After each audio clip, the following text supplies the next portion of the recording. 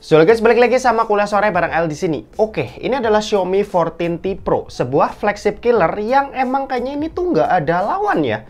Ya mau gimana, harganya ini tuh mulai dari 8 juta. Tapi apa yang dia kasih itu udah kayak HP belasan juta di brand-brand lain.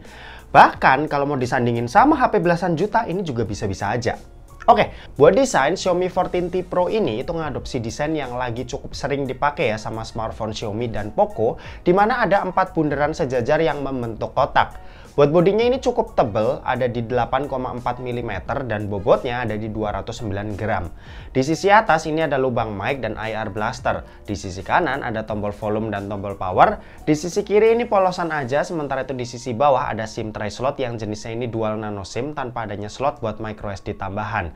Terus ada lubang mic, lubang charging USB-C dan grill speaker yang jenisnya ini stereo speaker, di mana speaker yang satu lagi ini jadi satu sama earpiece-nya. HP ini tentunya udah ada NFC ya, dengan posisi sensor yang ada di samping rumah kameranya.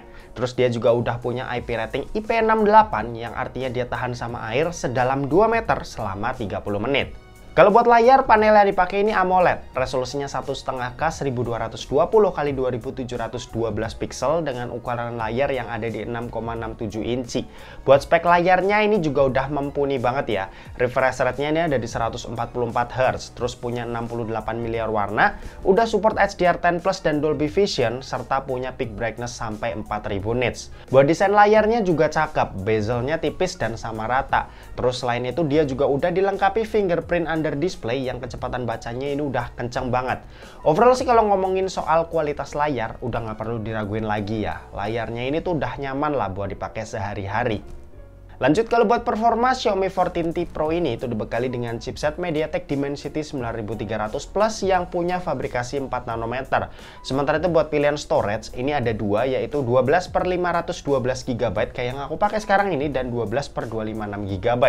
Buat Dimensity 9300 Plus ini sendiri adalah chipset yang head-to-headnya sama Snapdragon 8 Gen 3 ya. Jadi ini emang chipset high-end yang kenceng parah. Buat dipakai harian sih HP yang satu ini udah dipastiin enak ya. Buat kerjaan sehari-hari yang biasa kita kerjain di smartphone, udah nggak perlu khawatir kalau bakal nemu yang namanya lemot atau apa. Jadi langsung aja deh kita tes performanya pakai game-game yang biasa kita coba. Di game Mobile Legends ini dapetin settingan rata kanan atau ultra-ultra. Selama main ini lancar banget buat dapetin 120 fps tanpa adanya kendala sama sekali. Bahkan setelah aku coba buat main sampai 3 game, hasilnya juga tetap stabil di 120 fps-nya dan ini udah enak banget ya buat dipakai push rank. Lanjut, kalau buat PUBG Mobile ini settingan yang didapat juga rata kanan. Dia bisa di smooth ultra ekstrimnya atau bisa 120 fps. Dan pas main ini beneran bisa lancar dapetin 120 fps tanpa adanya kendala sama sekali. Di sini gyroscope-nya ini juga udah hardware, jadi combo yang pas lah, FPS tinggi plus gyro buat mainin game kompetitif kayak gini. Lanjut, kalau buat Genshin Impact ini langsung aja kita tes pakai settingan highest-nya. Hasilnya FPS ini ada di 60 fps rata dan ini berlangsung cukup lama. Selama aku main sih nggak pernah ada nemu adanya frame drop dan ini beneran nyaman banget ya buat main Genshin di settingan tertingginya. Kalau buat baterai, Xiaomi 14T Pro ini itu punya kapasitas baterai di 5000 mAh yang buat dipakai nonton YouTube selama 1 jam, baterainya ini berkurang sebanyak 6%. Terus buat main sosmed, scrolling IG Reels selama 1 jam, baterainya ini berkurang sebanyak 7%. Dan buat main Mobile Legends selama 1 jam, baterainya ini berkurang sebanyak 21%. Sementara itu buat kecepatan ngecasnya ini ada di 120 watt. Buat isi dayanya dari 0 sampai full butuh waktu 21 menit aja. Kalau buat sistem operasi, Xiaomi 14T Pro ini itu pakai HyperOS dengan basis Android 14. Buat update sendiri, Xiaomi ngejanjiin smartphone yang satu ini dapat 4 kali Android update dan 5 tahun security patch.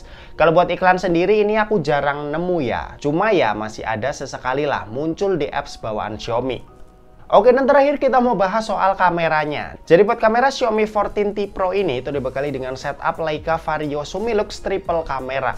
Ada kamera utama yang punya resolusi 50 megapiksel ber-OIS, terus ada kamera ultrawide yang punya resolusi 12 megapiksel dan kamera tele 2,6 kali optical zoom yang punya resolusi 50 megapiksel. Sementara itu buat kamera di bagian depan ini tuh punya resolusi 32 megapiksel. Buat hasil foto, ini adalah hasil foto yang enak ya buat dilihat. Dynamic range-nya luas, detailnya bagus, dan antar lensa itu tuh nggak terlalu jomplang. Jadi untuk kondisi cukup cahaya, ketiga lensanya masih bisa lah buat diandelin. Untuk perbedaan efek Leica Vibrant dan Authentic kayak gini ya. Leica Vibrant ini tuh lebih cerah dengan warna yang tentunya juga lebih di boost. Ini tergantung selera aja sih. Overall sih kalau kamera belakang aku suka ya sama keseluruhan hasilnya. Tapi sayangnya itu nggak berlaku ya buat kamera depan yang agak kurang di dynamic range. Nanti kalian lihat aja hasilnya.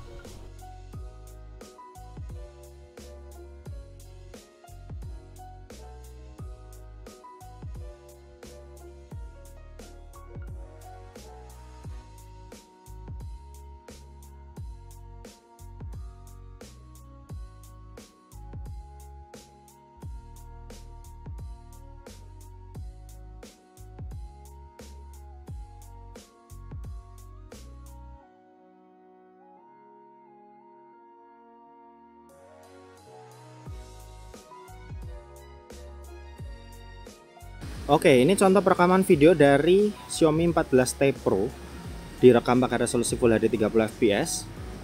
Di sini bisa pindah-pindah lensa dan pindahnya cukup smooth. Ini yang kamera telenya 2,6 kalinya, balik ke kamera utama, dan ini ultra wide. Terus abis itu ada Full HD 60 fps. Kalau udah di 60 fps ini nggak bisa pindah-pindah lensa ya. Jadi ya ini kalau mau pindah ke ultra wide-nya atau kamera telenya kita harus matiin dulu perekamannya. Nah ini udah direkam ulang pakai yang ultra wide, hasilnya seperti ini. Ini 4K 30 fps, hasilnya seperti ini. Ini ultra wide-nya, sambil dipakai jalan ya. Kestabilan gambarnya sih oke.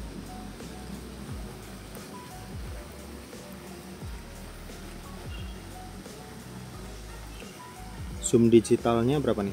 15 kali. Kayak gini. Pecah sih. Ya paling oke 5 lah. 5 udah oke.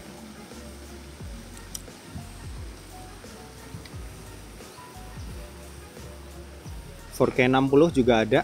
Hasilnya seperti ini kamera utamanya.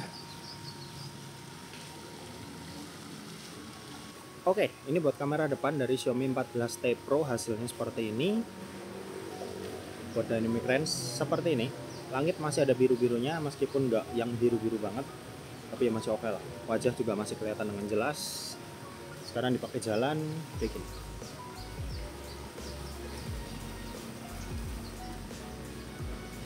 Ini yang 60 fps, Full HD 60 fps, hasilnya seperti ini.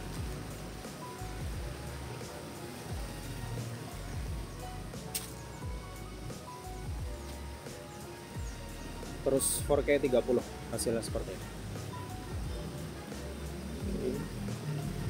Backlight. Nah, ini masih putih. Nah, udah mulai agak biru-biru. Cuma ya masih dominan warna putih. Dynamic range-nya nggak terlalu oke sih. Buat ukuran HP 9 jutaan.